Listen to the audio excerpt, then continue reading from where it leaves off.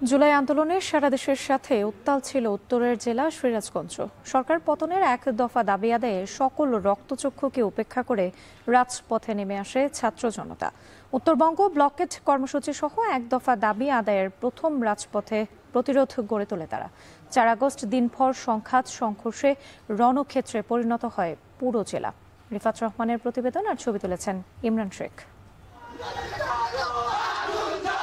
কোটা বাতিলের দাবিতে 16 জুলাই প্রথম আন্দোলনে নামে সিরাজগঞ্জের শিক্ষার্থীরা।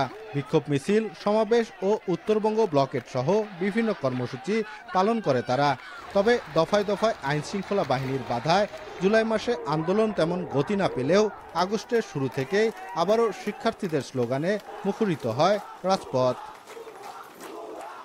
4 আগস্ট সকাল থেকেই শহরের বাজার স্টেশনে অবস্থান নেয় শিক্ষার্থী সহ সকল শ্রেণী পেশার মানুষ। আইন শৃঙ্খলা বাহিনীর বাধার মুখে পিছু না হটে প্রতিরোধ গড়ে তোলে তারা। পুলিশ আর ক্ষমতাসীন দলের সঙ্গে শুরু হয় ধাওয়া পাল্টা ধাওয়া। এক পর্যায়ে গুলিবিদ্ধ হয়ে নিহত হয় যুবদল নেতা রঞ্জু। এরপর পিছু না হটে ছাত্র জনতার প্রতিরোধে রণক্ষেত্রে পরিণত হয় পুরো শহর। পুড়িয়ে দেওয়া হয় আওয়ামী লীগ কার্যালয়, উপজেলা ভূমি অফিস ও স্থানীয় এমপিদের বাসভবন। জনতার প্রতিরোধে পালাতে বাধ্য হয় আওয়ামী লীগের নেতাকর্মীরা। আন্দোলন কর্মসূচি যখন আমরা নামি, তারপরে আমরা দেখি যে আওয়ামী লীগ সরাসরি শটগান, পিস্তল সহ আমাদেরকে আক্রমণ করে। আমরা এক একজন এক এক জায়গায় ছিলাম, তারপরেও আমরা কিন্তু যে যার যার অবস্থান থেকে আমরা রাজপথে নেমে এসেছি। 4 তারিখে আপনারা জানেন আমরা এক দফার আন্দোলনে নেমে পড়ি সিরাজগঞ্জে। আমাদের প্রোগ্রামটি ছিল বাজার স্টেশন, কিন্তু আমরা বাজার স্টেশনে সম্পূর্ণভাবে যাইতে পারি নাই। তার আগেই দেখি যে আমাদের এখানে মারামারি শুরু হয়ে গেছে। আমাদের এই আন্দোলনে 100 জন হোক কিংবা 1000 জন কিংবা একজন, আমাদের এই আন্দোলন থামবে না। আজকে আমরা আন্দোলন করব। সেই 3 তারিখে নতুন করে আন্দোলন শুরু হয়। জেলার প্রতিটি উপজেলায় একই সময়ে ঘটে সংঘর্ষ, রক্তে রঞ্জিত হয় রাজপথ।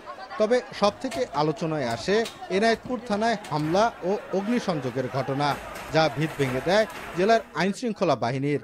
এক পর্যায়ে নিজেদের গুটিয়ে নেয় পুলিশ সহ আইনশৃঙ্খলা বাহিনী। পালিয়ে যায় আওয়ামী লীগের নেতাকর্মীরাও।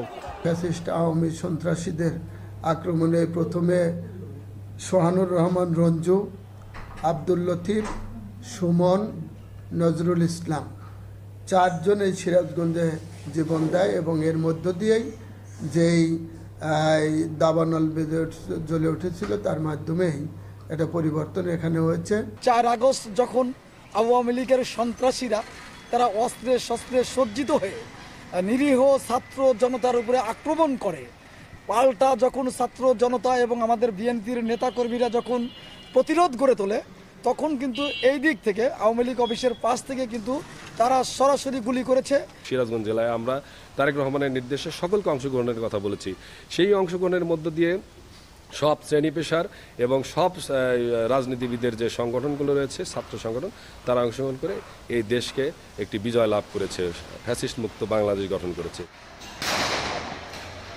এদিনে আওয়ামী লীগ ও পুলিশের ছোড়াগুলিতে শহীদ হন 2 শিক্ষার্থী সহ 7 জন, আর আহত হন 4 শতাধিক মানুষ।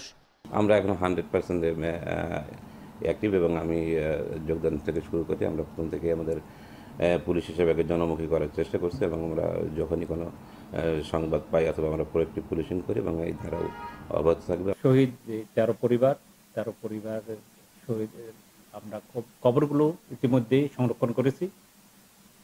এই সপ্তাহে আমাদের কবর সংরক্ষণের কাজ শেষ হয়েছে এবং শহীদ পরিবারদেরকে ইতিমধ্যে সরকার প্রত্যেক 10 লক্ষ টাকা করে আর্থিক অনুদান দেওয়া হয়েছে। সিরাজগঞ্জ সহ সারা দেশে ছাত্র জনতার রক্তভেজা আন্দোলনে 5 আগস্ট হাসিনা সরকারের পতন ঘটে। এরপরে পাল্টে যায় দৃশ্যপট, শুরু হয় বিজয়ের উল্লাস।